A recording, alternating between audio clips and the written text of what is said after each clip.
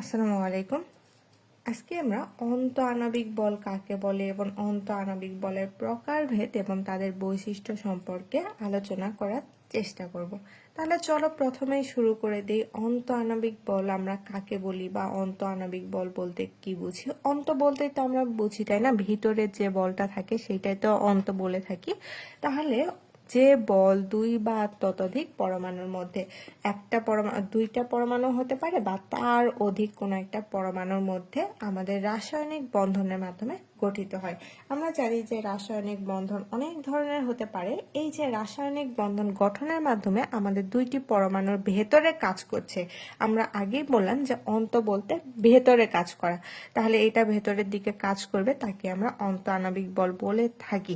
তাহলে আমাদের দুই বা তার অধিক পরমাণু নিয়ে কাজ করছে এবং এরা রাসায়নিক বন্ধন গঠনের মাধ্যমে তাদের মধ্যে বা ভিতরে কাজ করছে, তাকে আমরা অন্ত আণবিক বল বলে থাকছি।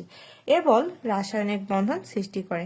আমাদের অন্ত আণবিক যে বলটা রয়েছে, এটা আমাদের রাসায়নিক বন্ধন গঠনের ক্ষেত্রে খুবই কার্যকরী একটা উপাদান।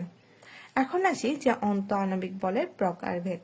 অন্ত আণবিক বল মূলত আমাদের তিন ধরনের হয়ে থাকে। অন্ত আণবিক বল কত ধরনের? তিন ধরনের। প্রথমটা হচ্ছে সমযোজী বন্ধন, দ্বিতীয়টা আয়নিক বন্ধন, আর তৃতীয়টা ধাতব বন্ধন।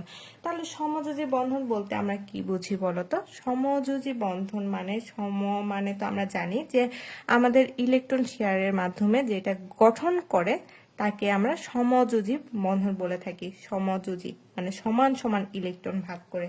তাহলে এখানে কি হচ্ছে যে দুইটা পরমাণু ইলেকট্রন যুগল ভাগাভাগি করে। এই যে আমাদের সমযোজী বন্ধনের মধ্যে উদাহরণ হিসেবে আমরা দিতে পারি অক্সিজেন, বা হতে পারে পানি, বা হতে পারে মিথেন ইত্যাদি। এখানে আমাদের কি হয় বলতো? ধরে নাও যে আমাদের এখানে একটা অক্সিজেন আছে, এখানে একটা অক্সিজেন আছে। তাহলে আমাদের অক্সিজেনের সর্বশেষ কক্ষপথে কয়টা করে ইলেকট্রন থাকে? অক্সিজেন কত বলতো? 8। যদি 8 হয় তাহলে এটা যদি ইলেকট্রন বিন্যাস করি সেক্ষেত্রে 1s2 2s2 2p4। এই যে আমাদের ইলেকট্রন সর্বশেষ কক্ষপথে কয়টা রয়েছে? 6টা ইলেকট্রন রয়েছে, 6টা ইলেকট্রন। তারপরে আবার আরো একটা অক্সিজেন নিয়ে কথা বলি। তাহলে এই অক্সিজেনের ক্ষেত্রে আমাদের 1s2 2s2 2p4, এখানে আমাদের 6টা ইলেকট্রন রয়েছে। বা আমরা যদি এইটুকু নিয়ে কথা বলি, এখানে p4 এখানেও p4, তাই না? যদি এখানে p4 আর এখানে p4, এই দুইটা কি করবে? এরও কয়টা ইলেকট্রনের দরকার? 8টা হইতে গেলে এর 2টা ইলেকট্রনের দরকার। বা এখানেও আমাদের এই অক্সিজেনের 2টা ইলেকট্রনের দরকার। এখানে এই অক্সিজেন কি করবে? একে একটা ইলেকট্রন দিবে, বা আমাদের এই যে এই অক্সিজেনকে একটা ইলেকট্রন দিবে, আর এখান থেকে এই অক্সিজেনও তাকে একটা ইলেকট্রন দিবে।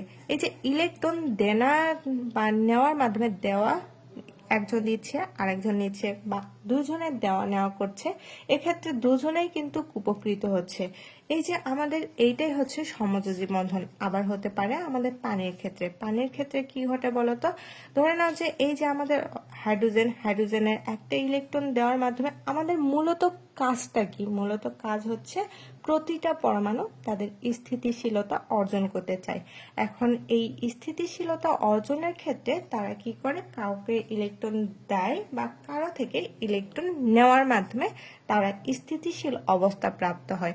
এই সমযোজী বন্ধনের মধ্যে কি হয়? দুইটি পরমাণু ইলেকট্রন যুগল ভাগাভাগি করে। ধরে নাও যে আমার দরকার 100 টাকা, আমার কত দরকার? 100 টাকা। আমরা আছি দুইজন মানুষ। এই দুইজন মানুষ কি করবে? 50-50 দিয়ে এই 100 টাকা পূরণ করবে। তাহলে এই যে আমাদের দুজনে মিলে কি করলাম? 50-50 করে টাকা শেয়ার করে নিলাম। 50-50 মিলিত হয়ে 100 তৈরি করলো। এটাই হচ্ছে আমাদের সমযোজী বন্ধন, মানে সমান সমান ভাগে বিভক্ত হয়ে তারা দুইজনেই উপকৃত হচ্ছে, এটাই সমযোজী বন্ধন। তাহলে অন্ত আণবিক বলের মধ্যে যেটা পড়ে সেটা আমাদের সমযোজী বন্ধন। তারপরে আসি আয়নিক বন্ধনের ক্ষেত্রে। আয়নিক বন্ধন বলতে আমরা কি বুঝি বলতো? এক পরমাণু ইলেকট্রন দান করে এবং অন্য পরমাণু ইলেকট্রন গ্রহণ করে যে বন্ধন গঠন করে তাকে আমরা আয়নিক বন্ধন বলে থাকি। যেমন হতে পারে সোডিয়াম ক্লোরাইড, বা হতে পারে পটাশিয়াম ব্রোমাইড ইত্যাদি। তাহলে আয়নিক বন্ধন বলতে আমরা কি বুঝি বলতো? এই যে ধরে নাও আয়নিক বন্ধনের ক্ষেত্রে যদি আমরা উদাহরণ হিসাবে দিতে চাই, আমার ওই যে সমযোজী বন্ধনের মতোই আমার দরকার 100 টাকা, আমরা আছি এখানেও দুইজন মানুষ, কিন্তু দুইজন মানুষের মধ্যে আমাদের একজনের কাছে কোনোই টাকা নাই, মানে একজনের পুরোই ফাঁকা, আর একজনের কাছে 100 টাকা আছে। এই 100 টাকা দেওয়ার মাধ্যমে সে কিন্তু লাভবান হইল না। যে 100 টাকা দিচ্ছে তার কোনো লাভ নাই বা লসও নাই, কিন্তু তার পাশের জন উপকৃত হচ্ছে। এটাই হচ্ছে আমাদের আয়নিক বন্ধন, যে একজন দিবে কিন্তু আমাদের দুইজনেই এইটার মধ্যে কাজ করছে, দুইজন মিলে একটা বন্ধন তৈরি করছে। এই বন্ধনটার মাধ্যমে যেটা তৈরি হয় সেটাই আমাদের আয়নিক বন্ধন। সেটা হতে পারে আমাদের সোডিয়াম ক্লোরাইড বা হতে পারে পটাশিয়াম ব্রোমাইড ইত্যাদি। মানে এখানে মূলত করে কি বলতো, এখানে আমাদের একটি পরমাণু ইলেকট্রন দান করে এবং সেই পরমাণুটা অন্য যে পরমাণু থাকবে সেই ইলেকট্রন গ্রহণ করে।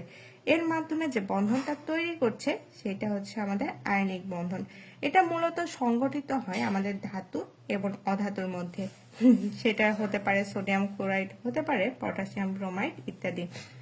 এই যে আমাদের আয়নিক বন্ধনের যে বলটা থাকে, সেই বলটা অত্যন্ত শক্তিশালী একটা বল কাজ করে এই আয়নিক বন্ধনের মাধ্যমে। তারপরে সর্বশেষ যে বন্ধনটা রয়েছে সেটা হচ্ছে ধাতব বন্ধন।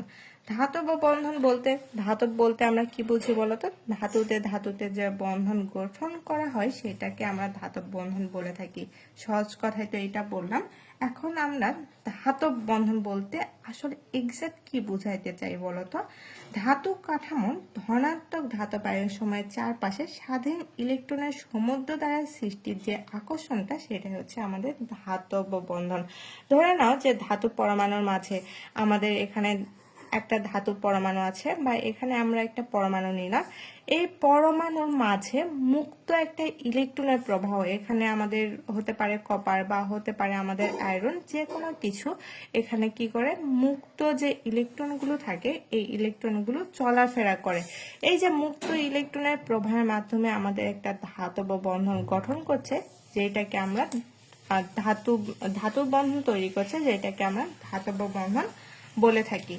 হতে পারে সেটা আমাদের অ্যালুমিনিয়াম বা কপার বা আমাদের আয়রন, এইসব ধাতুতে আমাদের ধাতব বন্ধন তৈরি করে। তারপরে আসি বৈশিষ্ট্যর ক্ষেত্রে। আমাদের এই যে আমাদের ধাতব বন্ধন বা অন্ত আণবিক বন্ধনের কি কি বৈশিষ্ট্য থাকতে পারে বলতো। এই অন্ত আণবিক বলের অভ্যন্তরীণ যে আকর্ষণ বলটা সেটা রয়েছে এখানে।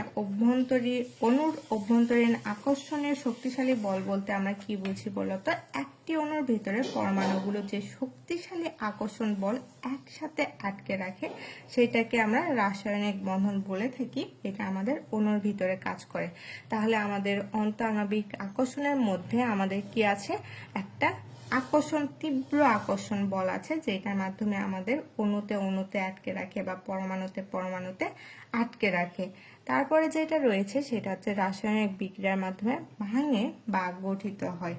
আমাদের যখন কোনো একটা রাসায়নিক বিক্রিয়া ঘটে তখন পূর্ণ যে বন্ধনগুলো সেগুলো ভেঙে যায়। আমাদের আগে যে বন্ধনগুলো ছিল, ধরে নাও যে সোডিয়াম ক্লোরাইড বা এর পার্শ্ববর্তী কোনো একটা কিছু নেই, এদের যে বন্ডিংটা ছিল, নতুন যে কোনো একটা পরমাণু নিয়ে আসলাম এর পাশে, নিয়ে আসার মাধ্যমে এদের যে বন্ধনটা ভেঙে গেল, এদের বন্ধনটা ভেঙে গিয়ে কি করে, নতুন বন্ধন তৈরি করে। এই যে আমাদের বন্ধন গড়ছে বা বন্ধন ভাঙছে, ভাঙার মাধ্যমে নতুন বন্ধন তৈরি হচ্ছে, এর মাধ্যমে আমাদের নতুন পদার্থের উৎপন্ন করে আমাদের অন্তঃআণবিক আকর্ষণ বল। তারপরে পদার্থের গঠন এবং ধর্ম নির্ধারণ করে। পদার্থের গঠন এবং ধর্ম নির্ধারণ করা বলতে কি বোঝায় বলতো, একটি পদার্থ দেখতে কেমন হবে, তার গঠন বা তার আচরণটা কেমন হবে, গলনাঙ্ক, স্ফুটনাঙ্ক, বিদ্যুৎ পরিবাহিতা বা এদের ধর্ম, তার নির্ভর করে পরমাণুগুলোর একে অপরের কি ধরনের বন্ধন দিয়ে যুক্ত আছে তার উপর। তাহলে এই যে এটাও আমাদের অন্তঃআণবিক বলের বৈশিষ্ট্য। তারপরে সর্বশেষ যে বৈশিষ্ট্যটা নিয়ে কথা বলবো সেটা হচ্ছে অনেক শক্তি প্রয়োজন এই বন্ধন ভাঙতে।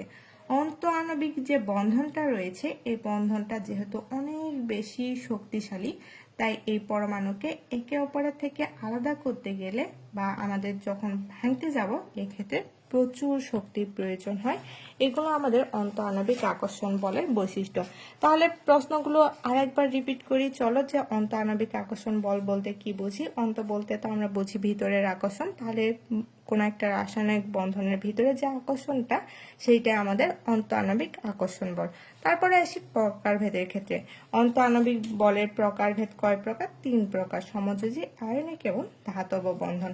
সমযোজী মাধ্যমে তো বুঝি যে দুইটা পরমাণু শেয়ার করার মাধ্যমে তৈরি হচ্ছে সমযোজী বন্ধন। আয়নিক বন্ধনটা একটি পরমাণু দিচ্ছে আরেকটি পরমাণু নিচ্ছে, তার মাধ্যমে বন্ধন গঠন করছে, এটা আয়নিক বন্ধন। তারপর ধাতব বন্ধন, ধাতুর মাঝে আমাদের মুক্ত ইলেকট্রনের যে প্রবাহ সেটাই আমাদের ধাতব বন্ধন। আর এদের বৈশিষ্ট্যের মধ্যে যদি আমরা আসি তাহলে চলো বৈশিষ্ট্য কি কি রয়েছে।